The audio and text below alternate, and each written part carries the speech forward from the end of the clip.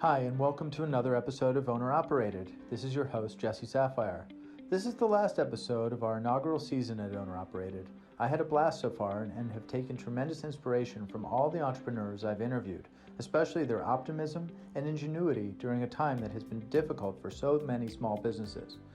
I wanted to end this season appropriately on Mother's Day by interviewing perhaps the greatest influence in my career, my mother, who is a successful business owner in her own right.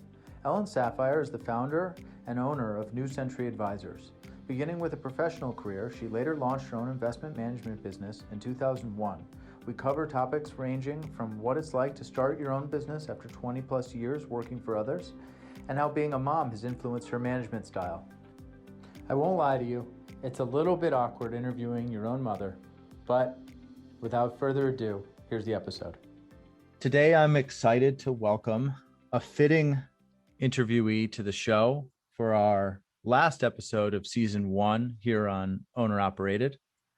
Ellen Sapphire is the CEO and founder of a company called New Century Advisors in the DC area, Bethesda, Maryland, Chevy Chase. And they are a fixed income money manager. She's run the company for, how long has it been? 21 years? 19. 19 years. We're still a teenager. Got it. So welcome to the show and thank you for joining us. Well, I'm flattered you would have me, Jeff. You know, I think that it's important to say nice things about your mother, especially when you believe that they're true. And I do think that in addition to being a mom, being a small business owner and a successful small business owner is a big part of who you are. And I wanted to highlight that, particularly on Mother's Day. And, you know, I would be remiss not to say, you know, you're a great mom. Well, you're a great son, Jeff. Well, I don't know. I'm very proud of you. So let's get into it. What? But it's not Father's Day yet, and there is no Son's Day. That's true. So that's true. Maybe that's every day. We could, yeah, it could be. So tell me, what does New Century Advisors do? We are an institutional money manager. That's a mouthful already. We manage money for, when we say institutional investors, these are pension plans, endowments, all manner of retirement systems. We manage more broadly than fixed income because some of our clients have hired us to manage multi-asset portfolios, and that includes foreign currency, that includes equity, that includes commodities as well. So it's a bit broader than bonds, but it is primarily bonds. And so you have how many people working for you right now? We are 13 people. Got it. We're typically 14, so let's say we're really 14 because we have a position to fill. Okay, so let's start from the beginning. I'd like to hear, in your words, the history of your career. Take me from the time, wherever you want to begin, to the starting of New Century. Well, I'll start with, because it's Mother's Day, being a single mother to 2 young sons and needing to figure out a way to support myself and to support them. And I attended a course at George Washington University called Career Development: New Horizons for Women. This was aptitude testing and preference testing. To make that story short, it was very interesting. And as a result of that, I decided to go to business school. Once I graduated and got my MBA in finance and investments, I started, it was a difficult time to get jobs, but somehow I landed a job at the Federal Reserve Board, which was fascinating because it was the period in which Paul Volcker really changed monetary policy there in an effort to bring inflation, which was running at some 12% down. I was there for about a year. Subsequently, I had the opportunity of a lifetime, I thought it was, to oversee the retirement and endowment assets of the American National Red Cross. I was there for 4.5 years and established an investment department there. They had not had an internal investment department and began to manage some of their reserves internally. And then I was offered the true opportunity of a lifetime, which was to become the managing director of fixed income and currencies at the Howard Hughes Medical Institute, an organization that supports research in science, where I built an investment team. We managed fixed income very broadly. And after 16 years, in which I discovered that no, I was actually not going to be considered to be the CIO, it was time to leave. This happens all the time. And I basically decided that I had been successful there. I very much enjoyed team building and solving the issue of navigating fixed income markets with a great team. And I decided to do it again, to build my own shop.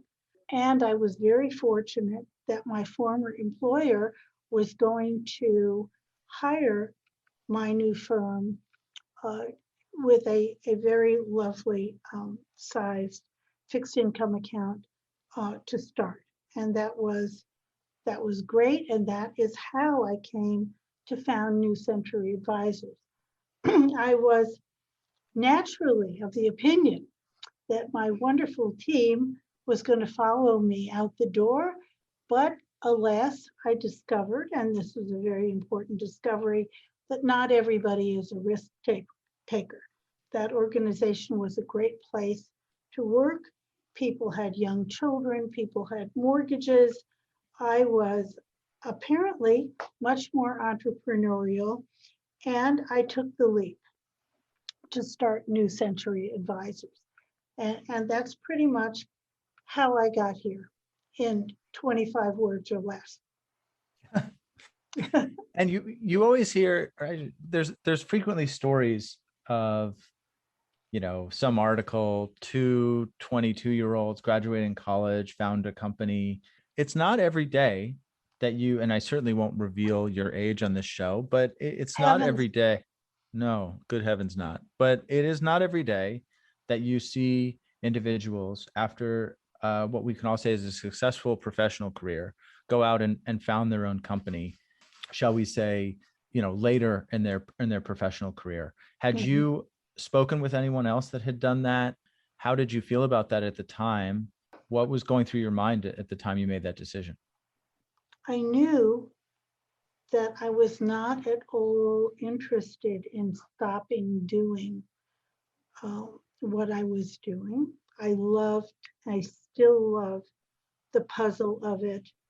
I still, for some reason, adore the thrill of victory and the agony of defeat that comes with managing money, and that is combined, those thrills, with the idea, of building a business and also building you.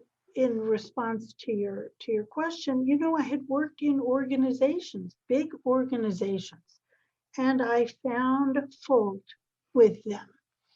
And I wanted to build a better organization where people would feel nurtured, people would feel empowered, people were empowered to give you the very best ideas that they had, that there was no squishing down of people, that their ideas would be heard. I wanted much more of a meritocracy and a less political environment than I had experienced in my career.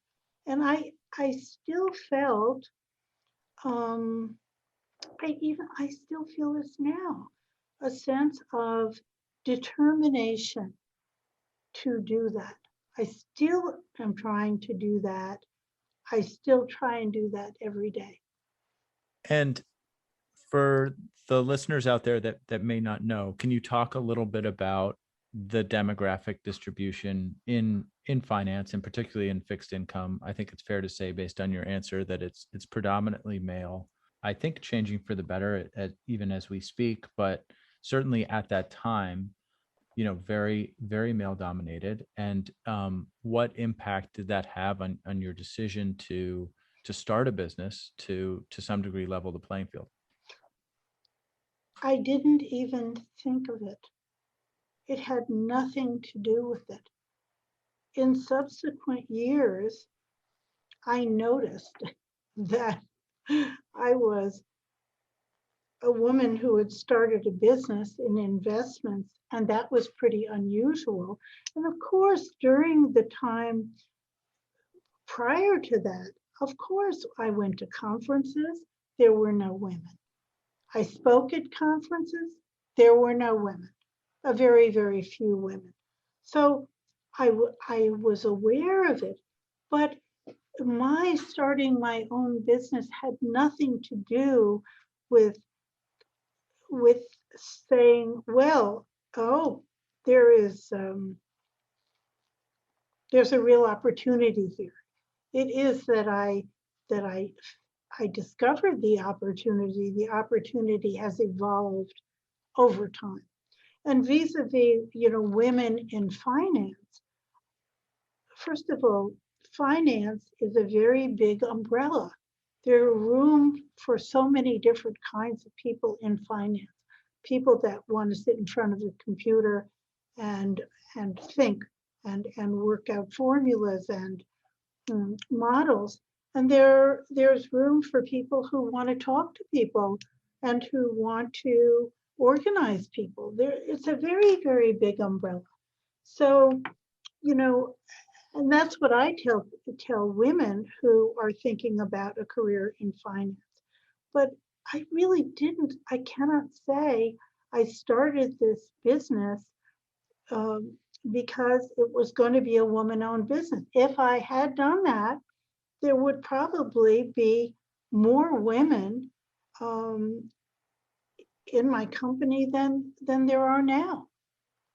And it's really the last 5 or 10 years where I have, especially in recognition of this, tried to done outreach.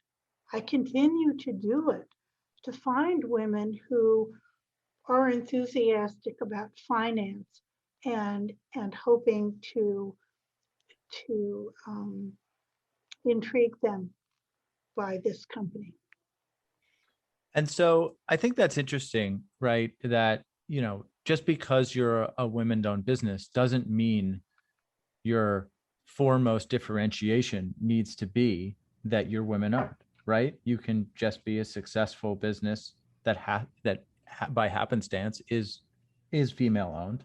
I think that's an interesting point you're making. Well, but actually, it's not the case, because today, as asset holders seek to improve the climate, they offer special opportunities for smaller firms, special opportunities for women and minority-owned firms.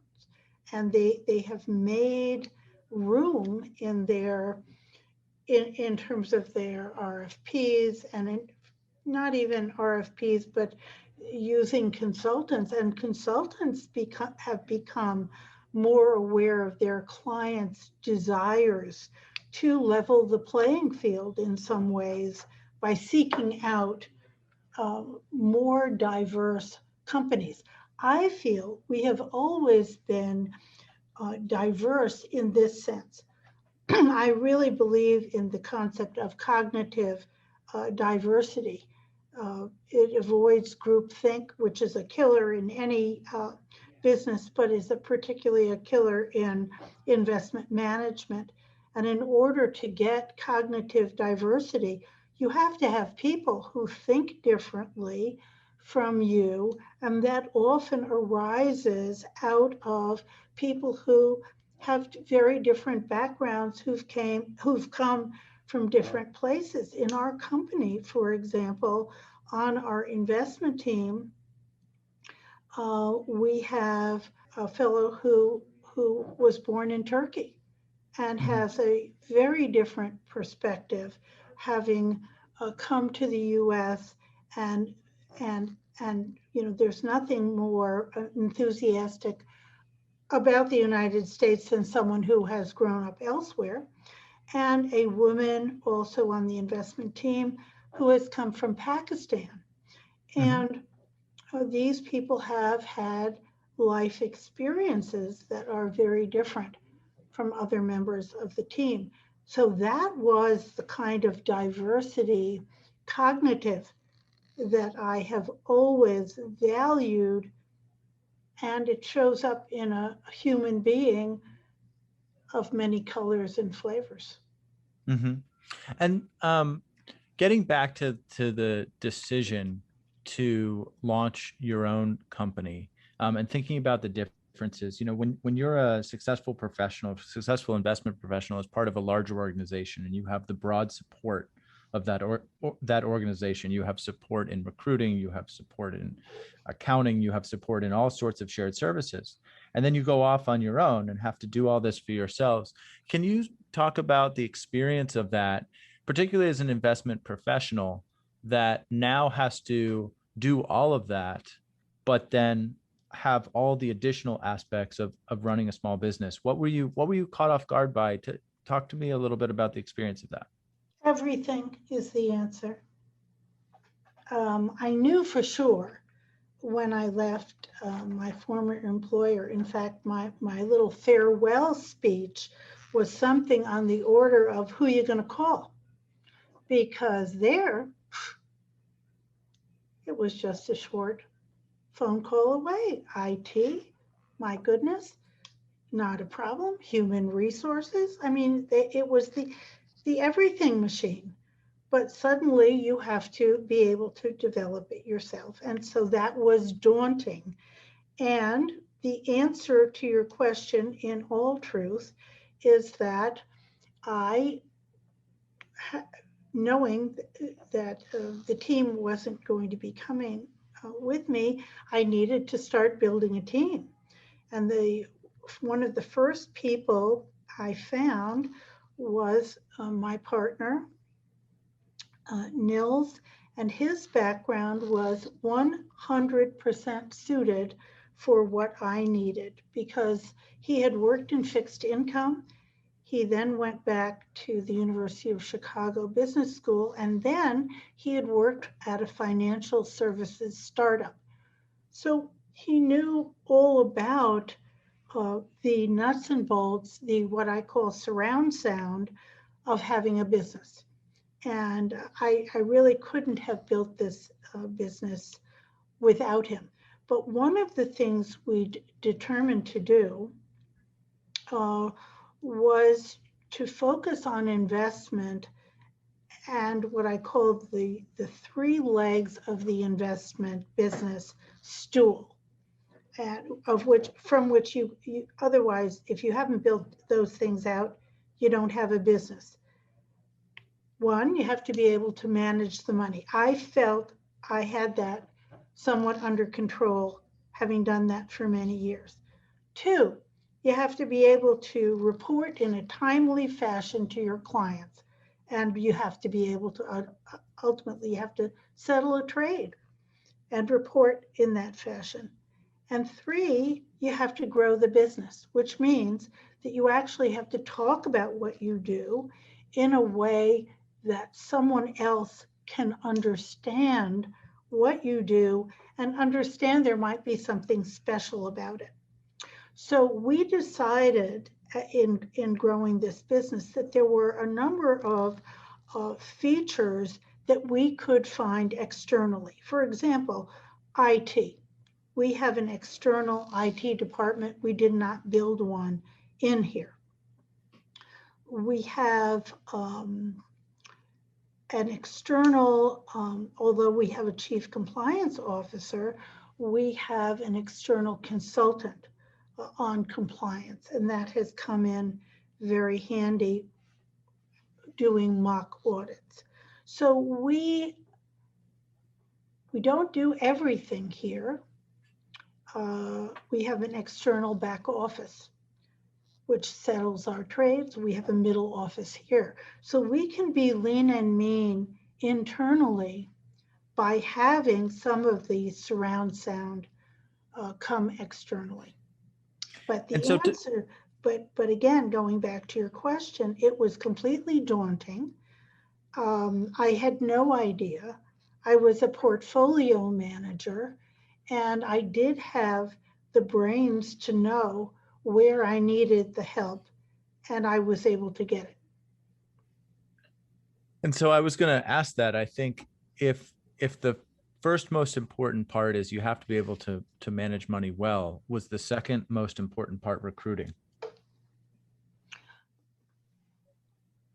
Well, of course, the second most important part is getting people to basically drink the Kool-Aid, and that is agree that the methodology and the philosophy that I had used for many years, which produced consistently value add returns, was worth saving, worth continuing on in this method.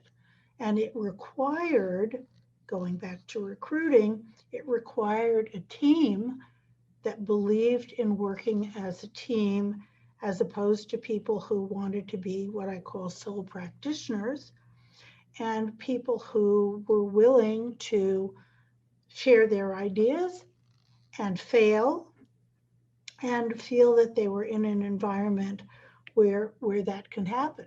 But anyway, getting back to recruiting.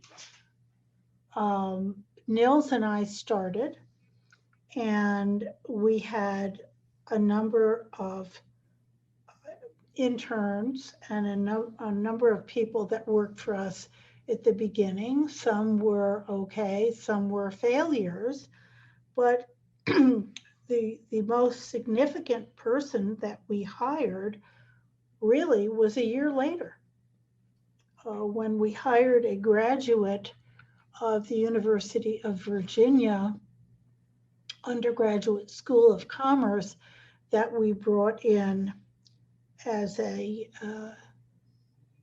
young associate, and that was 18 years ago.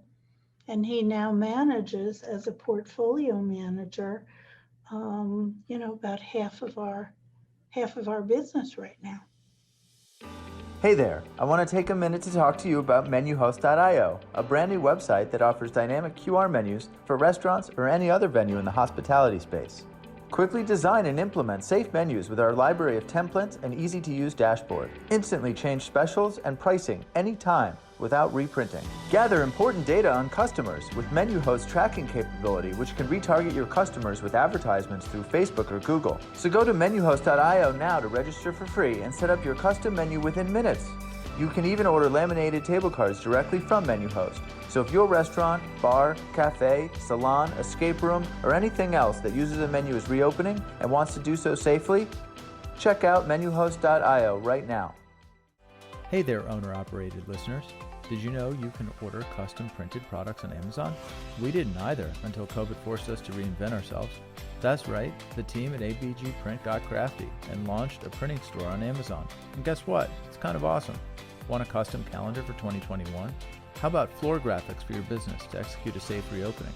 Maybe custom printed envelopes or a slick retractable banner for a trade show? Flyers, postcards, wire-bound presentations? ABG Print can do all that and more. We've been around since 1992, always owner-operated, and always focusing on customer service to deliver your business great printed products quickly.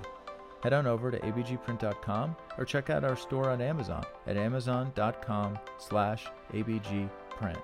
Use the promo code 10OWNEROP, that's 10OWNER OP, to get 10% off any custom posters. Need something ASAP or have a confidential printing needs for a deal? We're here to help for all of your printing needs. Just give us a call at 212-398-1010. Okay, now back to the show. What does it take to maintain that type of longevity with investment professionals? It was what I said in the beginning, that it's a matter of believing in people, nurturing talent, insisting that people talk and develop their ideas. I think that people who love the puzzle of investing love to be able to test out their ideas, and they love to be heard and considered. But I think that's true in any kind of employment. And in this, we are a very flat organization. And as people grow and they contribute more, their footprint grows in this organization, and they're given more responsibility. It's just how it's worked. So one thing I can surmise, so in your prior career, you worked for organizations that had large either fundraising arms or had large organizations that or departments that were otherwise responsible for acquiring the dollars that you managed. You didn't have to go That's right. and market your own services. Right. Was this the first time when you started the business? Was this the first time when you started the business that you had to market for yourself? I want to say yes and no. And the no is because even in those large organizations, there was plenty of selling. Because after all, my prior firm could have chosen to have external investment managers. They didn't have to be 98% internally managed, with me managing the 98%. They could always have said, well, look, we would prefer to have external managers. Why don't you just oversee those? So it was very much a matter of reporting and selling what we were doing internally. But of course, I can't say that that's 100% the same as now. Now I am selling, I am marketing, I'm talking to people who don't know me well, who may have heard about our firm. And it is necessary to say, well, we know what we're doing. Here, you can see that we know what we're doing because we've got a mile-long track record in several strategies. And furthermore, we have done it for a long time. And furthermore, the group has been together for a long time. And furthermore, we don't expect any changes in our organization. So it is different in that way. And of course, there was a big difference because for me, because in the beginning, I wasn't used to what I would call bragging about my accomplishments or myself as an investment manager.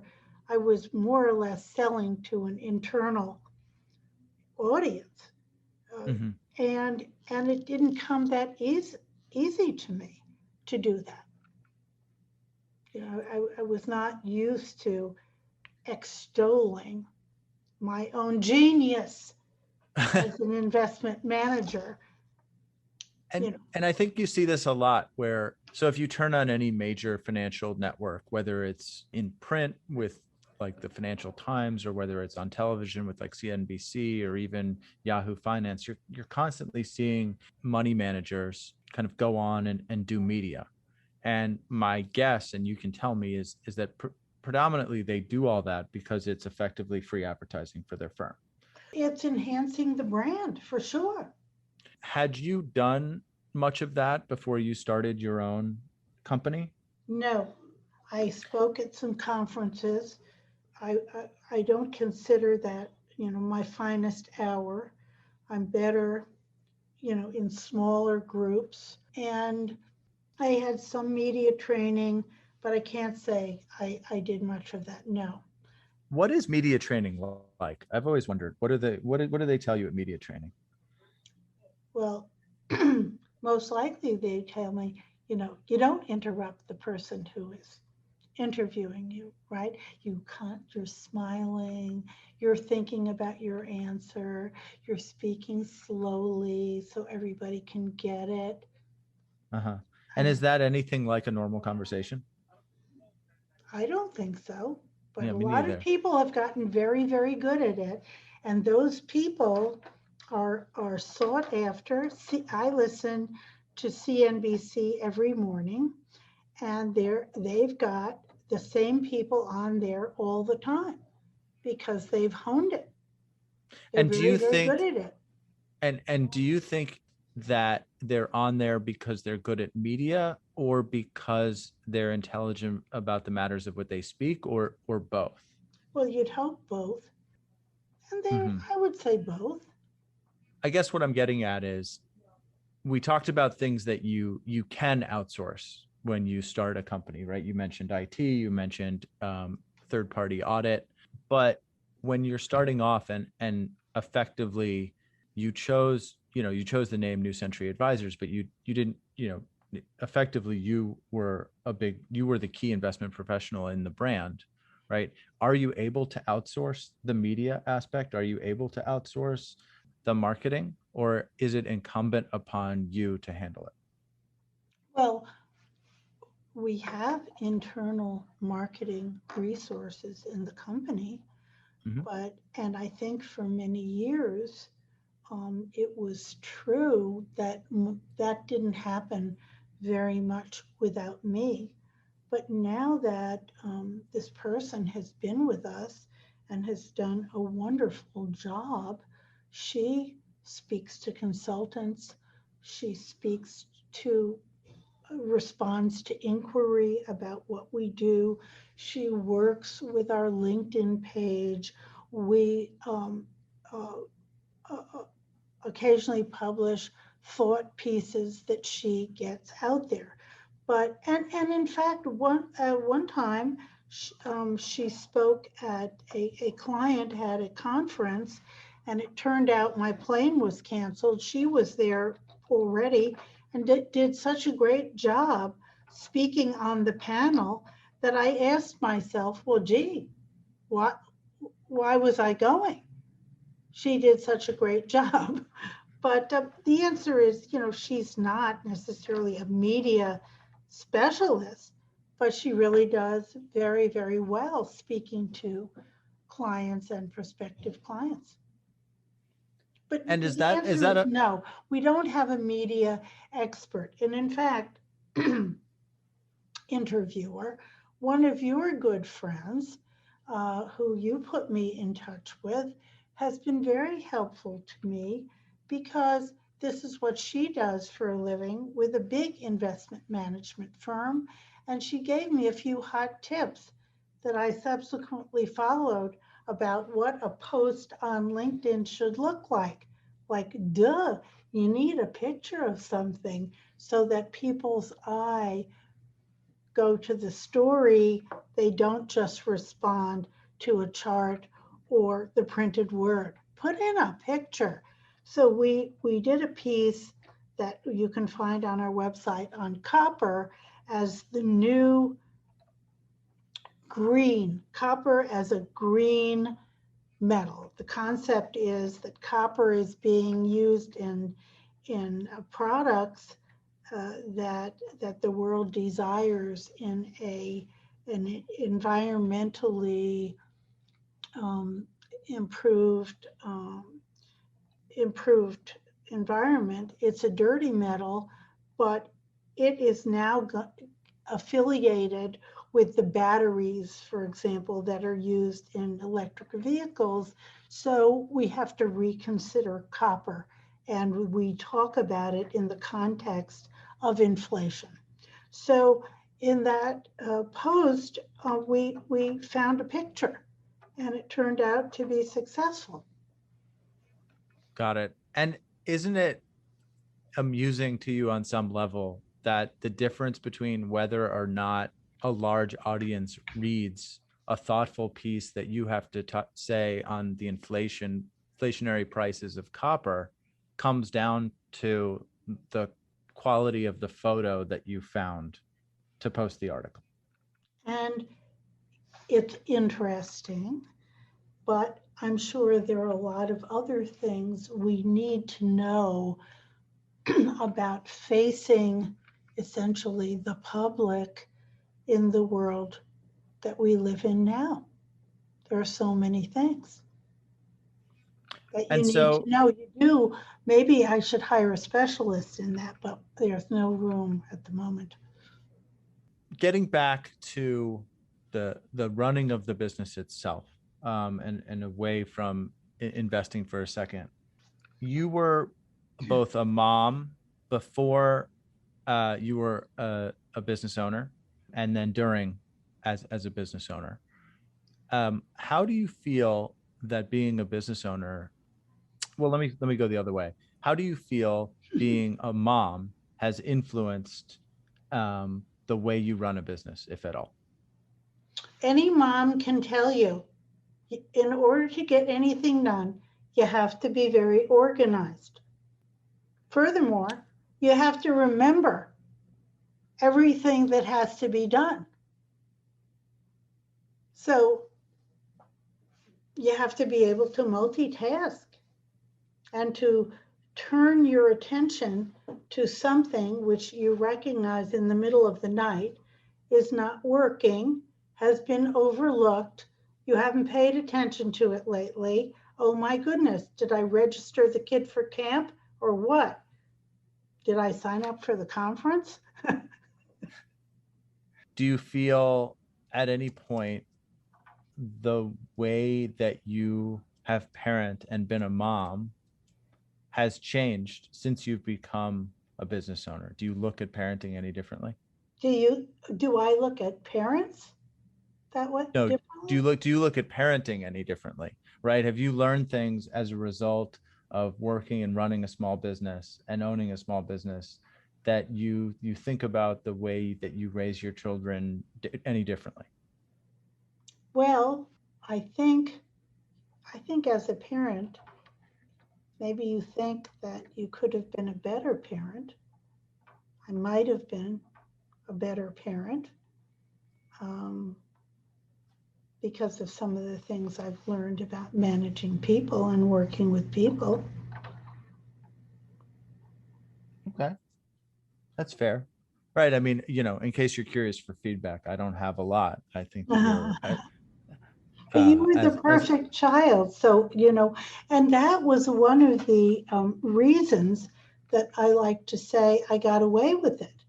I got away with it because if you had been a child with special needs, if you had been a child that didn't play nicely and focus on things that you were interested in, um, it's possible you would have, it would have been more difficult for me to say, oh, hey, got to go to work. mm-hmm. I have to say that when I was working at the American National Red Cross, there were 50 women sitting outside my office calculating benefits. And those women came from a very different life circumstances than I did. And they didn't have a choice about going back to work when they had a baby. And they had many, and most women uh, don't have a choice. I think I had a little more of a choice, but I chose to go back to work and I didn't take much time off because I wanted to be there and I was pretty determined about that. But plenty of people just deal with the sadness of leaving a small child every day, and it is sadness. There's a part of it that's sadness, um, worried that the child is going to be unsafe or the child is not going to feel secure and other things like that. And first of all, I was lucky in that I think you were not like that at all, but I was more fortunate than other people, and I could afford um, the support. And of course, your father was incredibly supportive to me all the time, and it's hard. I don't see how you can do it so easily without a supportive spouse. And when you think about the growth of your employees and who in many respects are in similar circumstances, Yep, right, with their own families, yep. how has that experience changed the way you think about a lot of your employment policies and work from home and approach to managing people in the office? Well, if you look at, and of course, all of this came to the fore and was tested very much in the last year because we have people at our company, both parents working, nobody to look after the children. In one case, a very important person without whom we really can't run our company, came into the office every day, took turns with his wife as to who was going to watch the children. And plenty of times he brought the children to the office. And that was fine with me. The children did fine. They were either studying using their pads, their iPads, or whatever they had, or they were reading nicely. I mean, I think our company has been extremely supportive of families. And I would say that without having a million official policies on the matter. Basically, people who are doing their jobs and who are dedicated to doing their jobs, could do those jobs to some extent, when they were able to do them. You know, as long as trades get settled and trades get reported, it was okay with us if they were reported from home. Of course, our compliance officer oversaw all of that. Um, and one of the things about a smaller company is I think we can tailor the policy, we can be responsive to the people, because after all, the bottom line is we just have to get the job done. And as long as someone can do the job, I think we can be flexible. What do you think that means for the future of the investment management business in terms of, do you think everyone's coming back into the office? Do you think that it's going to experience a broad work from home? What do you think? I think that because I have a lot of thoughts on this. Because this is a creative process, I think that the investment team does need to sit together. I'm not entitled to complain because there are a number of people who've been working from home, and I'm not entitled to complain because we've done very well. And if we hadn't done very well, then I could say, well, darn, we cannot function and we can't collaborate we get back in the office. But that hasn't been the case. But nevertheless, I still feel that in a creative endeavor, which is what I consider solving the puzzle of markets to be, you do need the in-person collaboration. So I'm very hopeful that my colleagues will feel that way and will come back to the office as they feel more and more comfortable with vaccination rates, et cetera.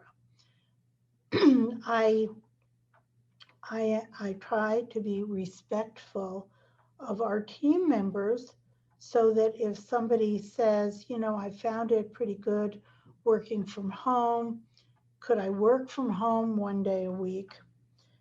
It'll be very hard for me to say no. It's not what I'd really like, but I think the world is changing and I have to balance those things. I think you're asking me a question I think I can't answer in advance, and we'll see how it is a year from now. Mm-hmm. And we talk about it, my partners and I. I have 3 other partners. And whereas I am the majority stakeholder in this business, I believe that the partnership is very democratic. And I'm listening to what other people's ideas on this are.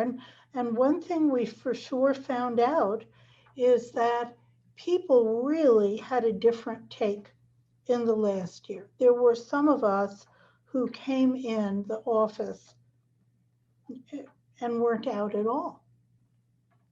There were some who worked from home, but then came back to the office. But out of 14 people, there were 4 people who were pretty much in the office the whole time. But you find that everybody's idea of risk and comfort and fear is very different. And we are adjusting to that. We're still adjusting. I don't know how it's going to pan out. When you think about yourself and what you've accomplished in your life, being a women-owned business leader, how important is that to your identity?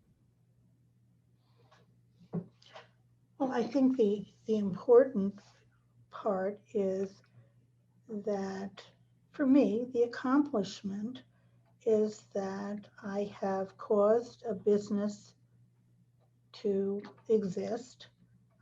I've helped grow a business with other wonderful, talented people.